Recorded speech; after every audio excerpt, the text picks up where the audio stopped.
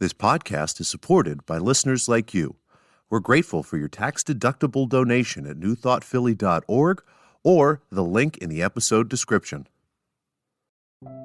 A practical prayer is a prayer that works. These discussions between Reverend Bill Marcioni and Carol Lawrence dive into the details of how it works and how to work it. Reverend Bill is a New Thought minister and the author of Practical Prayer for Real Results. Your new life begins with a new thought. Carol Lawrence is on a spiritual quest, finding the New Thought teaching after decades on the pulpit in 3 different traditional denominations. I've got some questions. Together, they're exploring the philosophy and activities that come together from many of the world's religions to create the practical spirituality that is New Thought.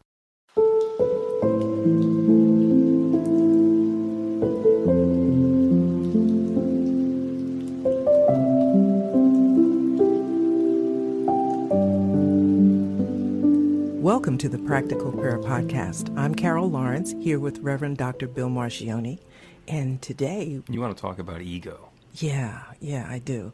Can I tell you why? Yeah, I'll tell you why. absolutely. Okay, so I'm taking this path of no return to New Thought. Like I'm, the It first is a time... one-way door. It is a one-way... This is stuff you can't unlearn. The first thing, when I came to your church and you said, welcome home, and I was just so blown away because it was like Spirit saying, you are finally where you're supposed to be.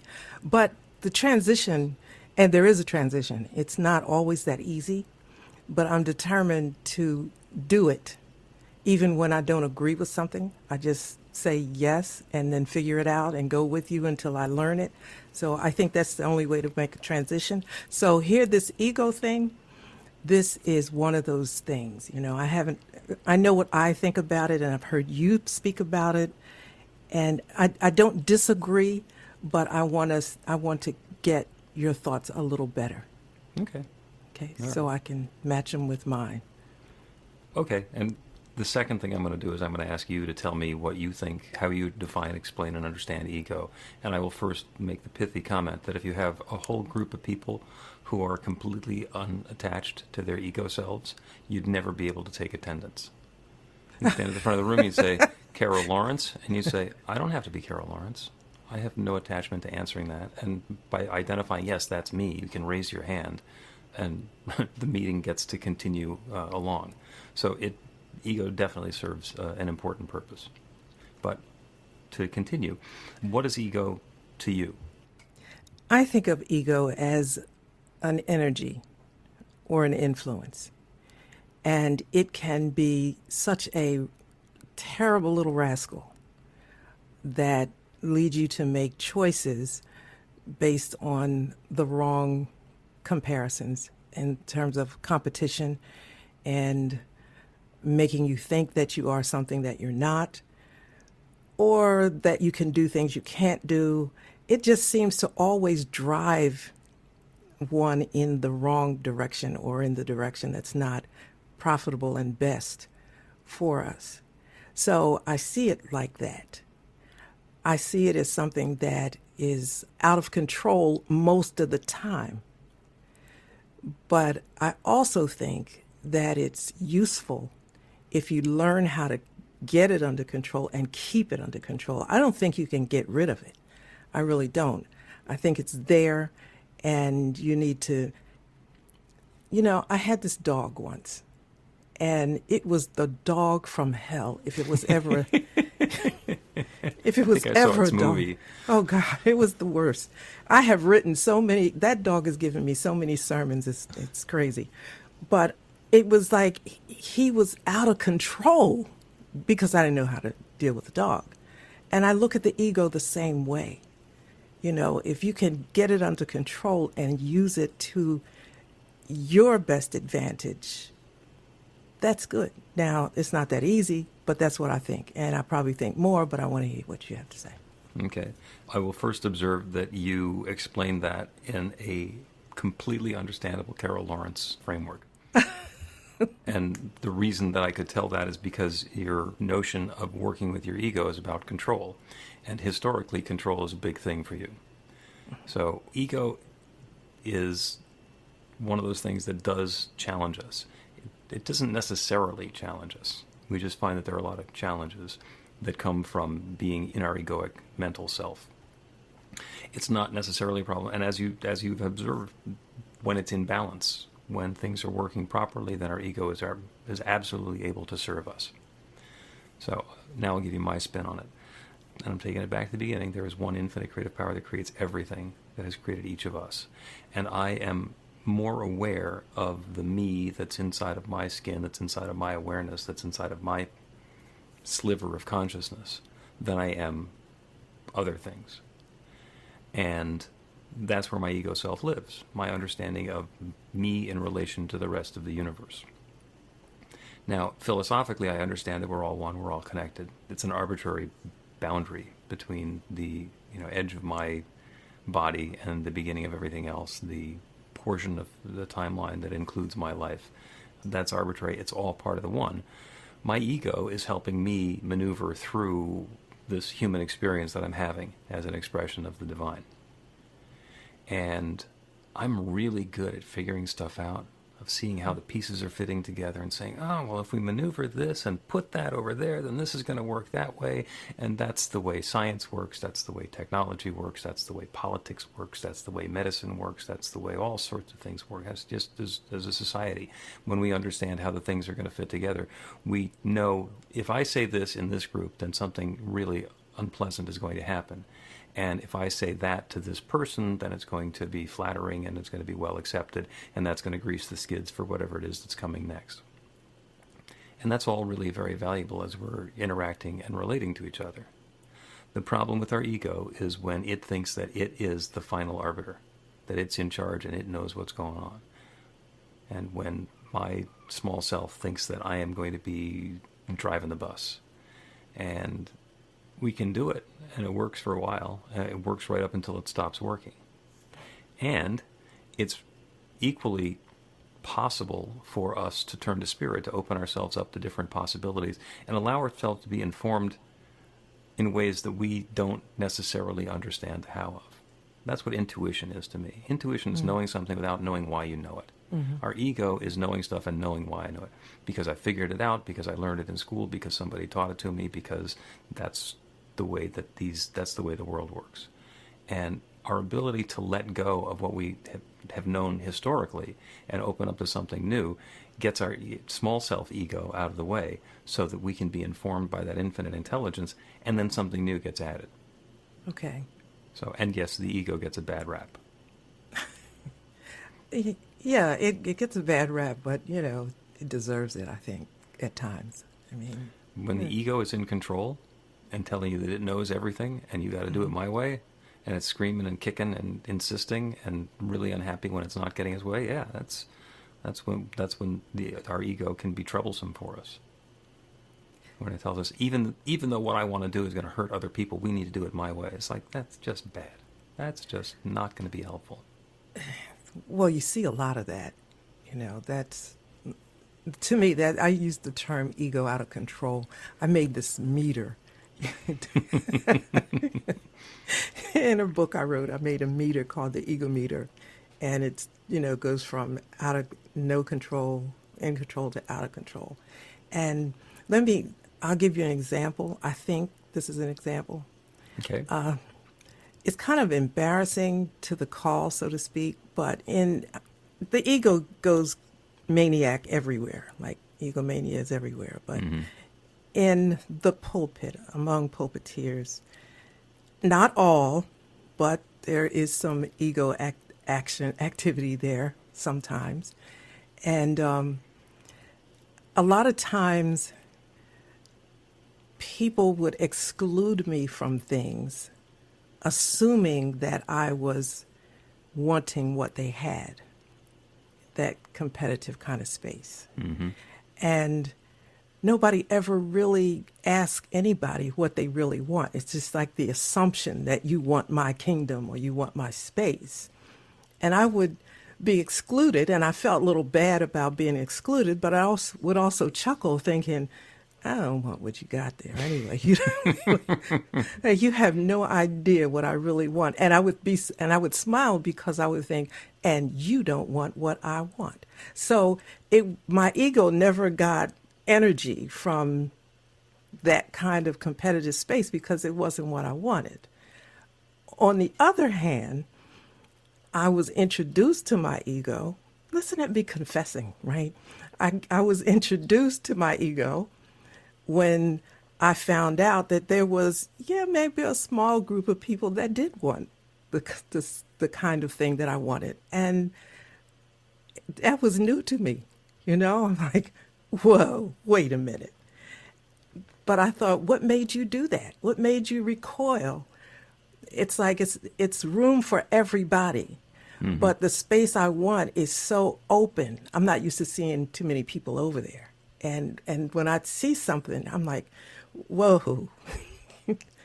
Am I making sense? Yeah, and that's the difference between envy and jealousy.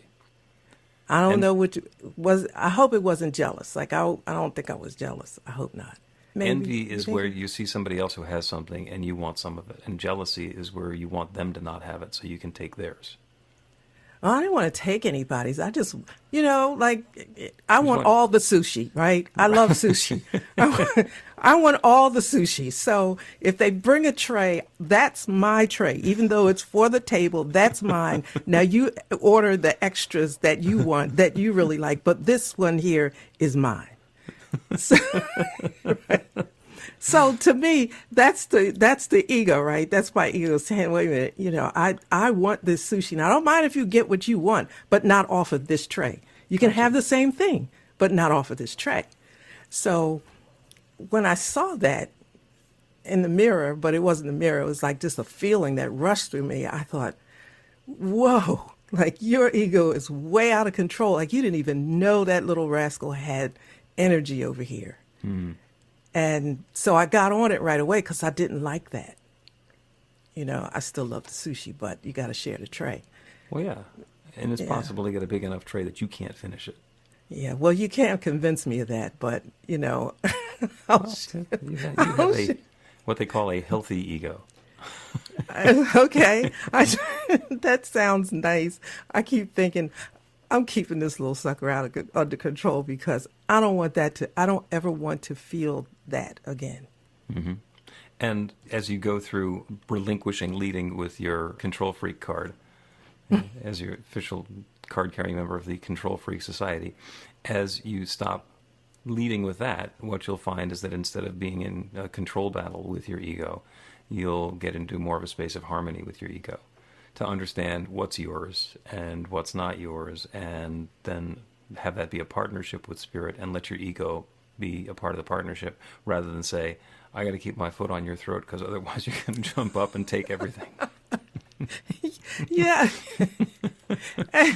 As you were explaining that, I'm going along with you like every word you were saying. And I thought, okay, so now how have you been handling this? Because you're talking about harmony with it. And I'm thinking, I don't know if that rascal can just, be cool. Like, so I better keep my foot on the back of his neck. And so I thought, now how do I do it when I start to feel the energy of it? And I'll say things like, Spirit, what is mine? What is mine? And be complimentary, genuinely admire other people for what they do, even if it's in the same space as me. Yeah. And that kind of feels good. It does, because then I start thinking, well, you know what? If I admire you, I'll learn from you and I'll be better. So I thought, well, now, wait a minute. Is that your ego trying to eat the crumbs off the table? Yeah, a hugely empowering word is "and."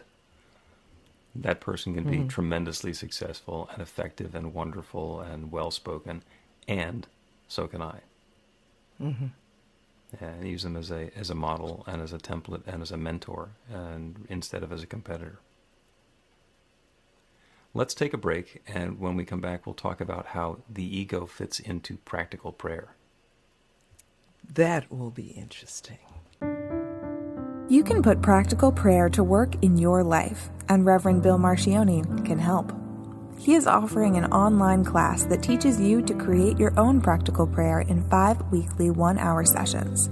The final hour brings your practical prayer together, anchored in live original music by a notable New Thought musician.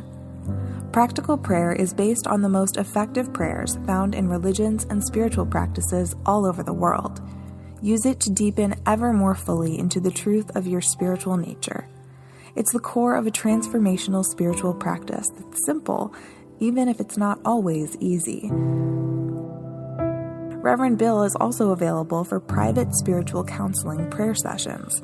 Together, you'll lean into the challenges you've experienced in life and explore the transformation that's possible through practical prayer. You'll uncover old, hidden beliefs and uproot them to make way for the life of your dreams.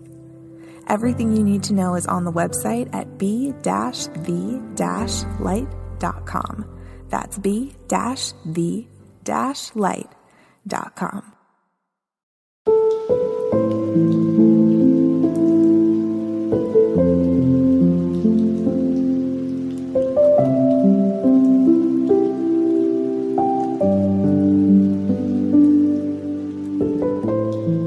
Welcome back to the Practical Prayer Podcast. I'm Carol Lawrence here with Reverend Bill Marchioni. We've been talking about the ego. And now we're going to talk about the ego and practical prayer. Okay. So practical prayer, as we have been discussing these many weeks, is a technique for changing the experience of our life. The full name is Practical Prayer for Real Results. And we can tell if the prayer is working because we get results and the course of our life is changing. And to talk about how ego fits into that, I'll talk about praying for weather. It turns out that's one of the areas where I actually have a lot of success. One of my early experiences, I was living in Tampa. We had season passes to Disney World and a little child. And we finagled it so that we had a babysitter to take care of Tori, and we had the evening, and we were going to go to Disney, to Epcot for dinner. Now, it's about an hour and 20-minute ride, and up the interstate. And all the pieces were fitting together. We're driving up the interstate, and suddenly, as happens from time to time in Florida, there was an incredible thunderstorm. Cloud burst, and couldn't see 15 feet in front of us. It was awful. It got to the point where we're slowing down, and we've got the wipers on high, and we're just want to make sure we're not going to bump into another car on the interstate. And it's like, all right, this is now dangerous. This might not be a good idea. We may have to turn around and just cancel the whole thing because it's not worth endangering ourselves and putting our family in jeopardy. And then I remember that I just recently learned this prayer technique. I was like, okay, well, let's do a prayer. And I didn't do a prayer for the rain to stop.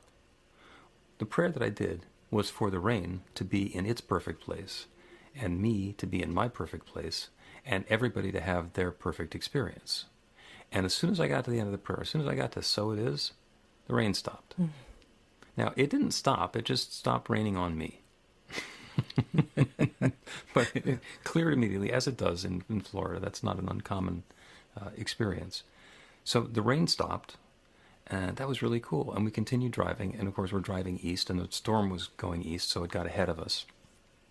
By the time we got to Disney, the storm had been through, and the side effect of that is that the parking lot was not nearly as full as it usually is, so we got the closest in parking space that you can get to the entrance at Epcot. The place was completely rinsed clean, no crowd. Got into the restaurant, it was spectacular, and as we came out from dinner, the Illuminations fireworks show was just beginning. Wow. So it worked perfectly. The reason I tell you that story is because if I let my ego think that it did that, if my ego thought it can control the weather, it would become so unmanageable. It would just, no, you can't do that. And to my way of thinking, that's why the second to last step in the prayer is gratitude. We are giving thanks. Giving thanks for that infinite creative power that creates everything. You're giving thanks for the result or the experience that either that we're having or that's on its way. We're settling into that feeling of gratitude. Because I don't think it's possible to be in our egoic head and in gratitude at the same time. When we're in gratitude, it's for something that is far bigger than us that's going on. Mm-hmm. In all of the stories in the Bible, I don't recall any of them where Jesus said, hey, look at these miracles I'm doing. Aren't I cool? No. Yeah, he didn't do that. Other people said he was cool, but he himself did not, because he knew it wasn't him. In fact, he said the "it's not my ego" thing by saying it's not I, it's the Father within who doeth the work.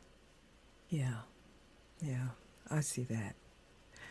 So the ego it's always going to be with us. You agree with that? Oh yeah. You can't get rid of it. So I'll try to not look at it as my foot on the back of its neck. I'll try to be in harmony with it. I don't know. I don't think I'm a good example, though. That was just one.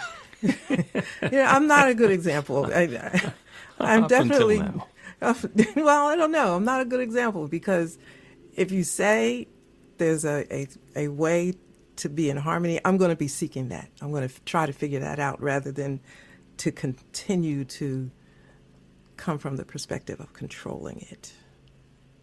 Well, our ego thinks that it can push stuff around at the level of our experience and get the same result that the infinite can get when it's pushing things around at an infinite level. Yeah. And it's wrong. Yeah. It is simply mistaken about that. Now, being an ego, it thinks very highly of itself. It kind of goes with the name. And it's not. It's not. It is a very valuable tool that lets us raise our hand during roll call and do all sorts of other things that are important, like generally taking care of my environment and my day-to-day activities. That's my responsibility. My ego knows that. I got a to-do list, and I got things that are being taken care of. I've got commitments that I've made, and my ego is going to keep me to it. Yeah. It's a sneaky rascal, though. Oh yeah. Now, okay, here's another example. I shouldn't be telling you all this. Oh, you should. It's what makes everybody want to listen to this. It's like, okay, did you hear the juicy story that Carol told? Okay.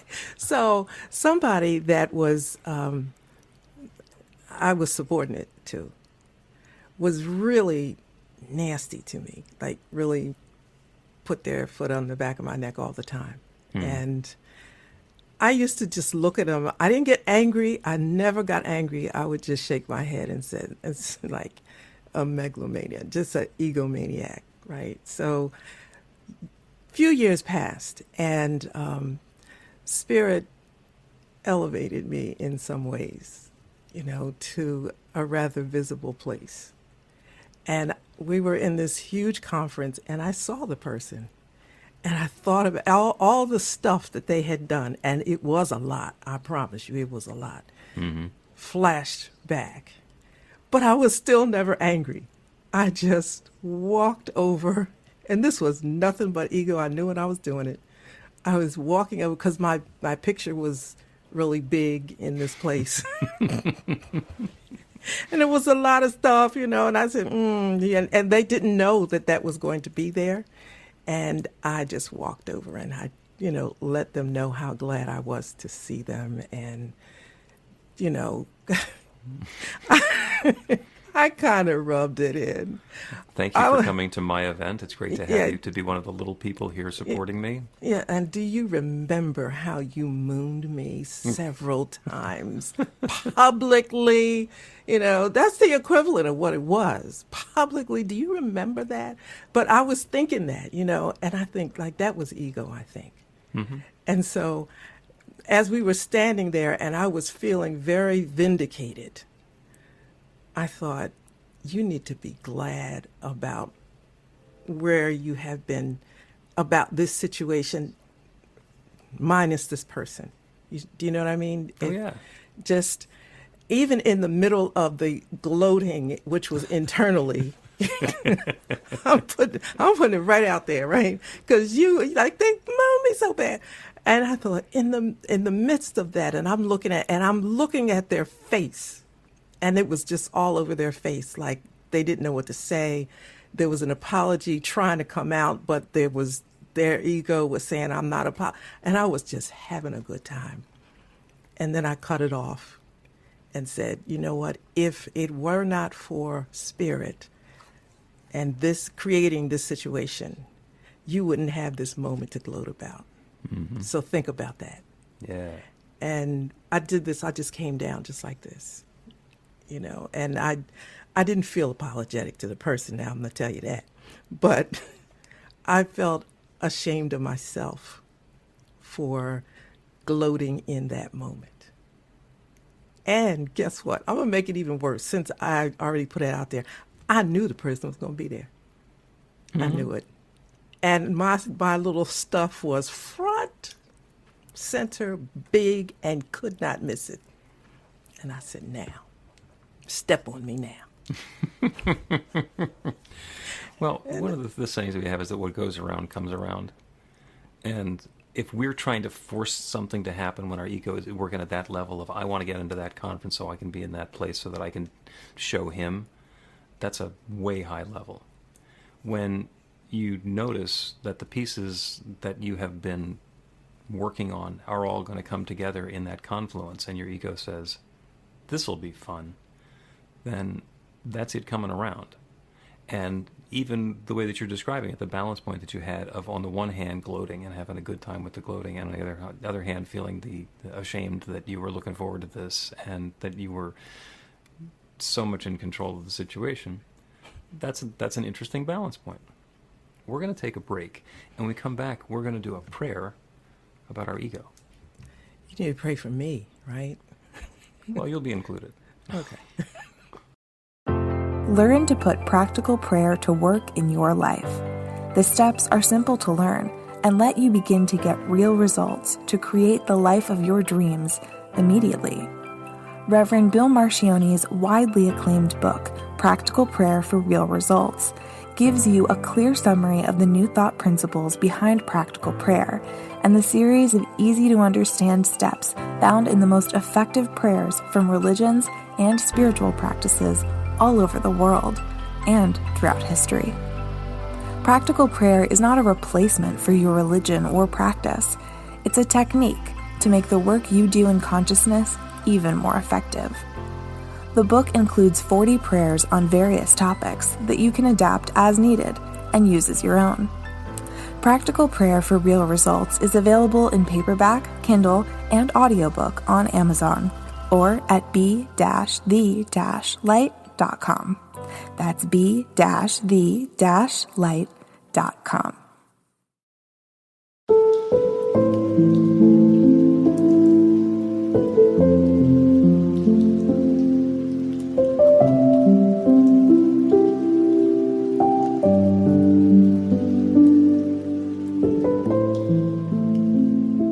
Welcome back to the Practical Prayer Podcast. I'm Carol Lawrence here with Reverend Dr. Bill Marcione, and we're going to do a practical prayer about the ego. And in your mind, you're saying you're not going to actually do a prayer for my ego to like get bigger or stronger or be okay, are you? Okay. Keep that sucker under control. Well, you know what?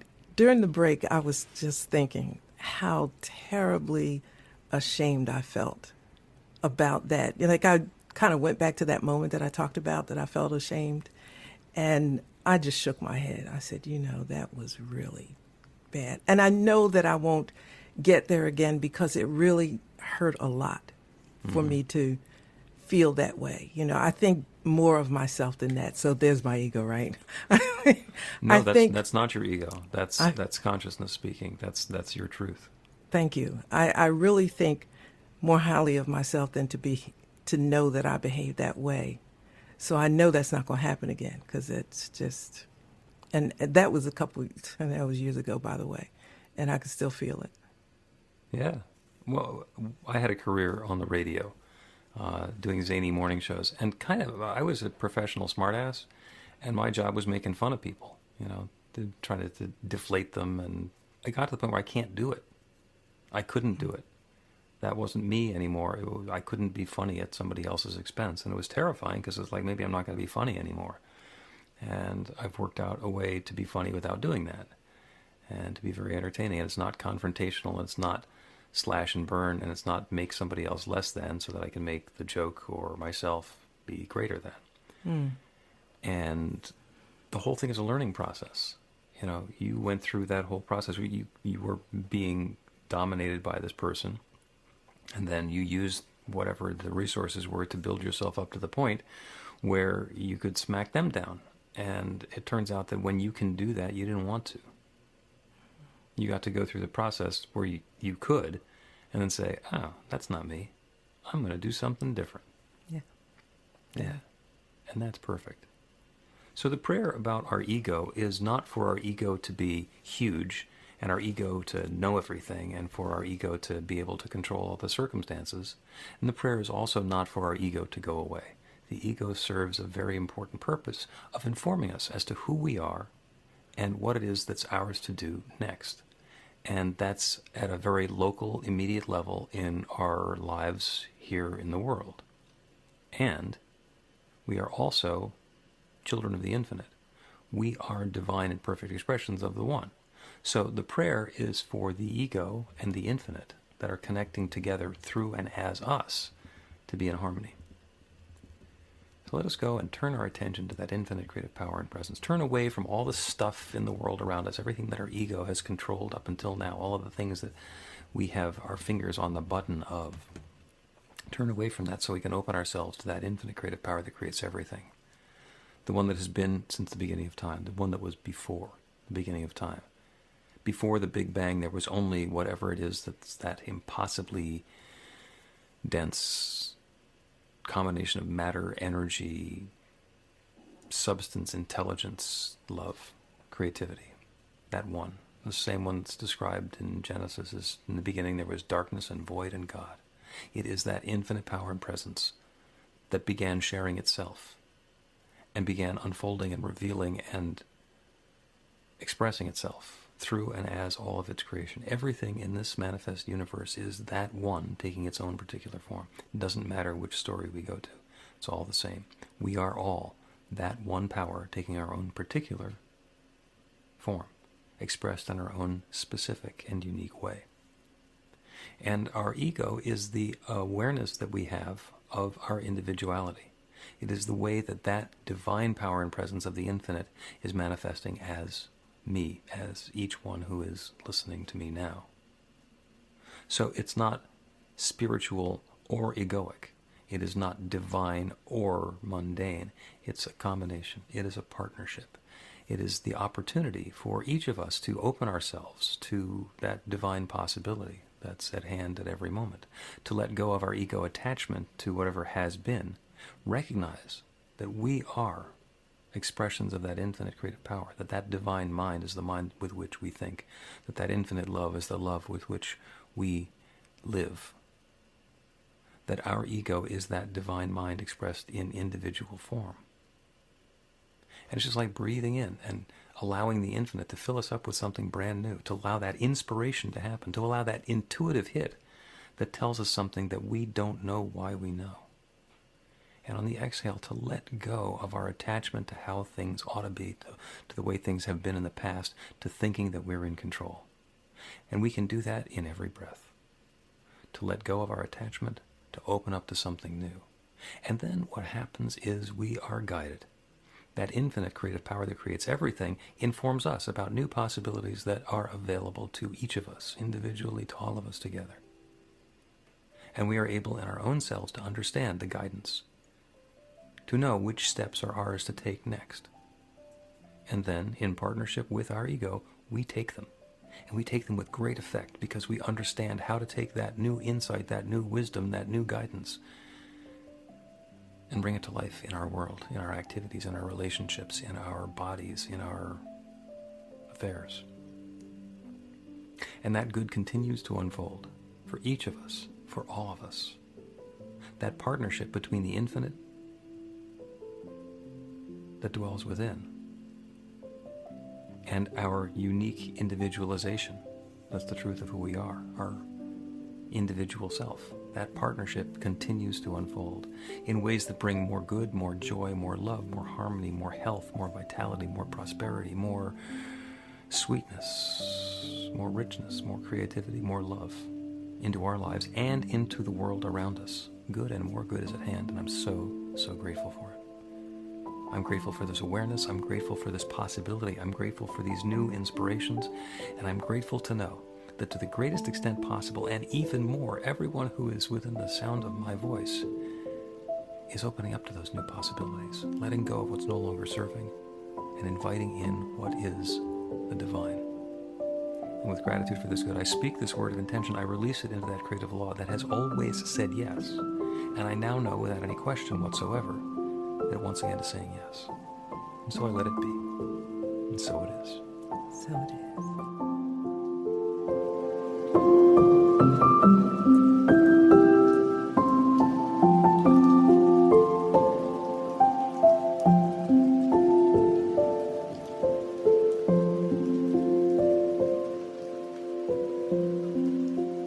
The Practical Prayer Podcast with Reverend Bill Marcioni and Carol Lawrence is a production of BeTheLight.com, be-the-light.com, where you can find more information about practical prayer for real results. Our theme is by Music of Wisdom.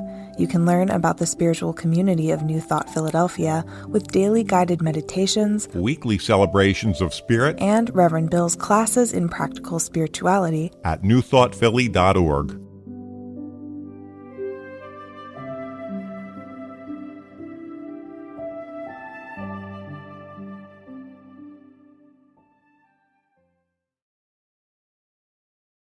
This podcast is supported by listeners like you.